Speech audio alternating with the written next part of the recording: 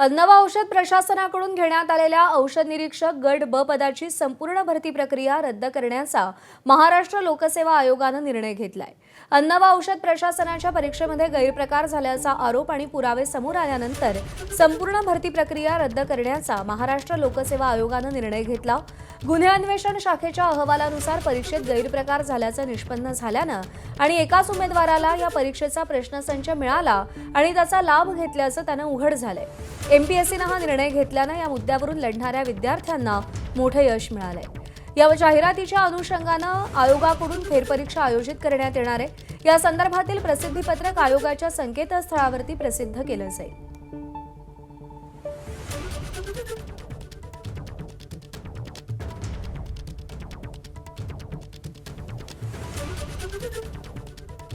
एमपीएससीने जो drug inspector परीक्षेत घोटाळा झाला होता तो मान्य केला आहे आणि री एक्झाम केलेली आहे। पण सुरुवातीला त्यांनी मान्य केली नव्हती, तक्रार आली नाही, मी स्वतः जाऊन तक्रार दिलेली होती आणि उलट माझ्यावरच डिफेमेशनचा गुन्हा दाखल करणार म्हणून एमपीएससीचे अध्यक्ष आणि सचिवांनी स्टेटमेंट दिले होते, नोटिफिकेशन काढले होते। मग आता त्यांनी अजून नैतिक जबाबदारी कोणी स्वीकारली नाही, एमपीएससी आयोगातून कोण जबाबदार आहे वगैरे। पण री एक्झाम आणि पेपर फुटला हे मान्य केलं, हा आमच्यासाठी आनंदाचा क्षण नक्कीच आहे।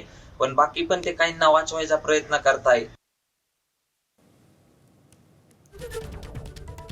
तर औषध निरीक्षक भरती प्रक्रियेमध्ये घोटाळा झाल्याचा आरोप करण्यात आलेला होता। भरती प्रक्रिया रद्द करण्याचा महाराष्ट्र लोकसेवा आयोगाने निर्णय घेतलेला आहे। एमपीएससीने फेरपरीक्षा घेण्याचा निर्णय घेतला आणि त्याचे विद्यार्थी स्वागत करतायत।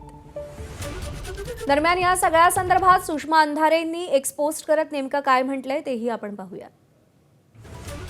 विद्यार्थ्यांना काही अंशी न्याय मिळतोय याचं समाधान आहे, मात्र अजूनही 2 प्रश्न अनुत्तरित आहेत। परीक्षा पुन्हा घेताय पण पेपर फुटलाच कसा? पेपर फोडणारे लोक कोण आहेत? कारवाई कधी होणार? याबद्दल सरकारने अजूनही अवाक्षरही काढलेलं नाहीये। दुसरा मुद्दा, नव्याने होणाऱ्या परीक्षेत काही विद्यार्थी वयोमर्यादेमुळे अडकतील, त्यांच्यासाठी नेमका मध्यम मार्ग सरकारने काय काढलाय हा आमचा सवाल आहे।